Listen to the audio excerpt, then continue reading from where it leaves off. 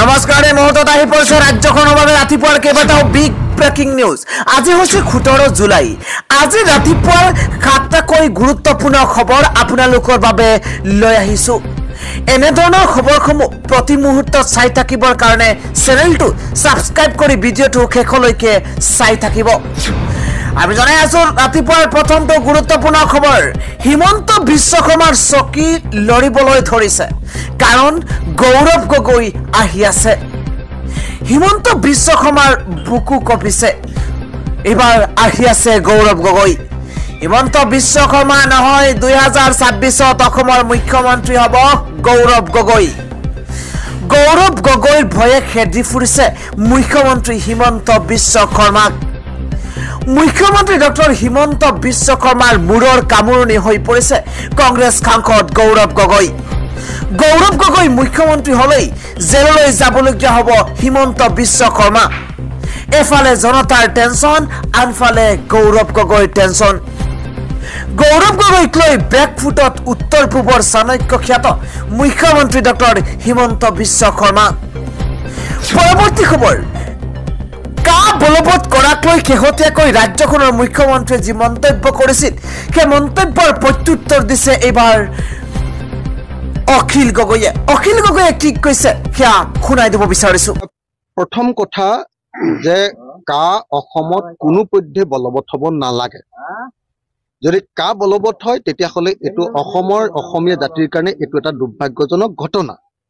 কিন্তু বিজেপি চৰকাৰে ধৰ্মৰ ভিত্তিত ইয়াতে নাগৰিকত্ব প্ৰদান কৰিবৰ কাৰণে যিখন কা আনিছে, তাক দোহাই দি এতিয়া কোনো পধ্যে যাতে হিন্দু বাংলাদেশী মানুহবিলাকৰ ওপৰত কোনো কেছ হ'ব নোৱাৰে, নাগৰিকত্বৰ প্ৰশ্ন আহিব নোৱাৰে, ডি ভোটাৰৰ কেছ হ'ব নোৱাৰে, কাকো যাতে গ্ৰেপ্তাৰ নকৰে, তাৰ কাৰণে অসম চৰকাৰে যি নিৰ্দেশনা জাৰি কৰিছে আমি ইয়াক তীব্ৰ বিৰোধিতা কৰিছো।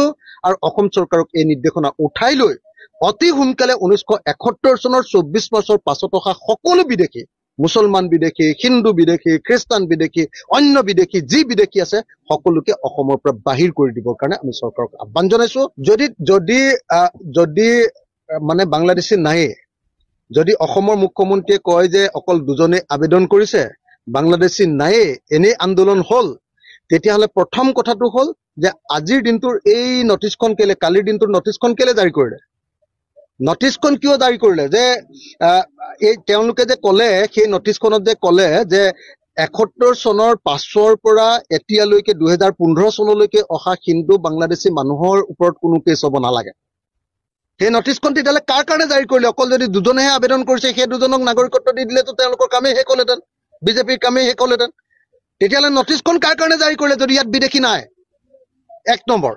2 নম্বৰ, যদি বিদেশী নাইয়ে তেতিয়াহ'লে কাখন অসমত বলবৎ হ'ব নালাগে বুলি অসমৰ মানুহে কওঁতে তেওঁলোকে ক'ব লাগিছিলে যে ইয়াত বিদেশী নাইয়ে, হিন্দু বাংলাদেশী এজনো নাই, ইয়াত নাগৰিকত্ব ল'বলগীয়া নাই, গতিকে অসমত এখন প্ৰযোজ্য হ'ব নালাগে, বছ উঠাই ল'লে হ'ল। ইয়াৰ পৰৱৰ্তী গুৰুত্বপূৰ্ণ খবৰটো আপোনালোকৰ বাবে অত্যন্ত জৰুৰী, কিয়নো বিৰোধী দলপতি ৰাহুল গান্ধীৰ নেতৃত্বত আমি সিংহৰ দৰে গৰজিবলৈ পাৰিছো বুলি মন্তব্য কৰিছে এইবাৰ গৌৰৱ গগৈয়ে। বিৰোধী দলপতি ৰাহুল গান্ধীৰ নেতৃত্বত আমি সিংহৰ দৰে গৰজিবলৈ পাৰিছো। ৰাহুল গান্ধীৰ নেতৃত্বৰ বাবেই কংগ্ৰেছ হৈ আছে বুলি মন্তব্য কৰিছে গৌৰৱ গগৈয়ে। কেৱল সিমানেই নহয়, গৌৰৱে কয় যে ৰাহুল গান্ধীৰ নেতৃত্বতে আমি বিজেপিৰ অন্যায়ৰ বিৰুদ্ধে গৰজি উঠিম। আমাক কৰা অন্যায় আমি কাহানিও নাপাহৰো, সকলো হিচাপ নিকাচ কৰা হ'ব, মন্তব্য গৌৰৱ গগৈ। কেৱল সিমানেই নহয়, কংগ্ৰেছ দলৰ উত্থানৰ আৰম্ভণি হৈছে, বিজেপি দলৰ পতনৰ আৰম্ভণি হৈছে। এতিয়া বহুত ৰাজনৈতিক বিজ্ঞানী কংগ্ৰেছলৈ আহিবলৈ বিচাৰি আছে, এই মন্তব্য কৰিছে গৌৰৱ গগৈয়ে। যিয়ে কংগ্ৰেছ দলত থাকি পিছফালৰ পৰা আক্ৰমণ কৰি কংগ্ৰেছ এৰি গৈছিল, তেওঁলোকৰ বাবে দুৱাৰ বন্ধ, এই মন্তব্য কৰিছে গৌৰৱ গগৈয়ে। কেৱল সিমানেই নহয়, তৃণমূল নেতা কৰ্মীক কথা মতে এতিয়া সকলো হ'ব। যোগদান কৰো বুলি ক'লে কংগ্ৰেছত যোগদান কৰিব নোৱাৰিব, তৃণমূলৰ কৰ্মী নেতাই অনুমতি প্ৰদান কৰিলেহে অন্য দলৰ নেতা কংগ্ৰেছলৈ আহিব পাৰিব বিৰোধীৰ উপদলপতি হিচাপে প্ৰথমবাৰলৈ ৰাজীৱ ভৱনত উপস্থিত হৈ উদাত্ত কণ্ঠেৰে ভাষণ দিছে এবাৰ গৌৰৱ গগৈয়ে পৰৱৰ্তী ব্ৰেকিং নিউজ হৈছে এবাৰ আসাদুদ্দিন ওৱেইচি গৰজি উঠিছে আসাদুদ্দিন ওৱেইচিয়ে কয় যে মছজিদ ধ্বংস কৰি বিশ্বগুৰু হ'ব নোৱাৰে ভাৰত এটা ব্ৰেকিং নিউজ দিব বিচাৰিছো মহাৰাষ্ট্ৰৰ সিন্ধে চৰকাৰ আৰু বিজেপিৰ বিৰুদ্ধে পুনৰ আক্ৰমণাত্মক হৈ পৰিছে আসাদুদ্দিন ওৱেইচি সিন্ধে আৰু বিজেপি চৰকাৰ একত্ৰিত হৈ মছজিদৰ ওপৰত আক্ৰমণ চলাইছে মছজিদৰ ভিতৰত কুৰান শৰীফক অপমান কৰা হৈছে এই মন্তব্য আসাদুদ্দিন ওৱেইচিৰ মুছলমানৰ ঘৰত প্ৰৱেশ কৰি বলপূৰ্বক বাবে কাহিছে সম্পত্তি মহাৰাষ্ট্ৰ চৰকাৰে পৰোক্ষ বা প্ৰত্যক্ষভাৱে অনুপ্ৰেৰণা যোগাইছে এই কামত বিশ্বগুৰু হ'বলৈ চেষ্টা কৰিছে কিন্তু মছজিদৰ ওপৰত আক্ৰমণো চলাইছে বিশ্বৰ তৃতীয় অৰ্থনৈতিক দেশ হ'ব খুজিছে কিন্তু কুৰান শৰীফ জ্বলোৱা হৈছে বিগত 8 মাহ মহাৰাষ্ট্ৰত কেৱল মছজিদ আৰু মুছলমানেই টাৰ্গেট হৈ পৰিছে চৰকাৰৰ মহাৰাষ্ট্ৰ চৰকাৰ আৰু আৰক্ষীয়ে কেৱল ৰং চাই আছে মহাৰাষ্ট্ৰৰ সিন্ধে চৰকাৰ আৰু বিজেপিৰ বিৰুদ্ধে পুনৰ আক্ৰমণাত্মক হৈ পৰিছে আসাদুদ্দিন ওৱেইচি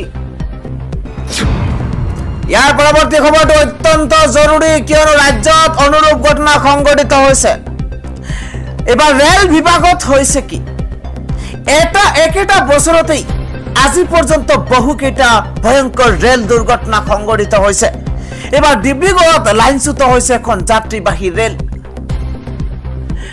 ডিব্ৰুগড়ত সংঘটিত হৈছে ভয়ংকৰ দুৰ্ঘটনা আৰু দুৰ্ঘটনাৰ পৰা কথমপি ৰক্ষা পৰিছে শ যাত্ৰী বাণীপুৰৰ পৰা লালগড় অভিমুখী ৰেলত বিচ্ছিন্ন হৈছে কেইবাটাও ডবা ডিব্ৰুগড়ৰ লাহুৱালত সংঘটিত হৈছে এই ভয়ংকৰ ৰেল দুৰ্ঘটনা বাণীপুৰ ৰেল ষ্টেচনৰ পৰা ৰাওনা হোৱাৰ পাছতেই এই ভয়ংকৰ ঘটনা সংঘটিত হৈছে কোনোমতে ৰক্ষা পৰিছে শ যাত্ৰী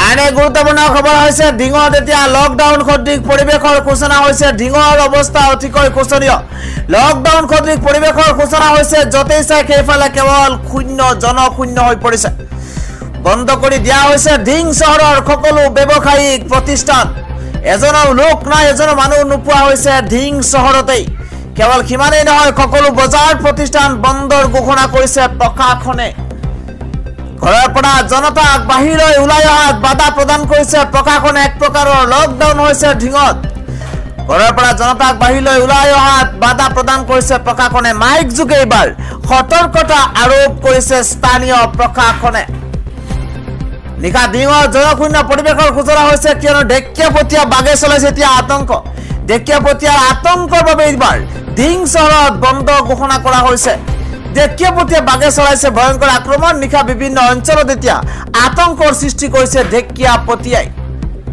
আৰু এইভাবে এতিয়া ঢিং চহৰত লকডাউন পৰিৱেশৰ ঘোষণা হৈছে লকডাউন সদৃশ পৰিৱেশৰ ঘোষণা হৈছে এজন লোকক বাহিৰলৈ আহিবলৈ দিয়া নাই প্ৰশাসনে কিন্তু যিকোনো মুহূৰ্তত ঢেকীয়াপতীয়া বাগে চলাব পাৰে আক্ৰমণ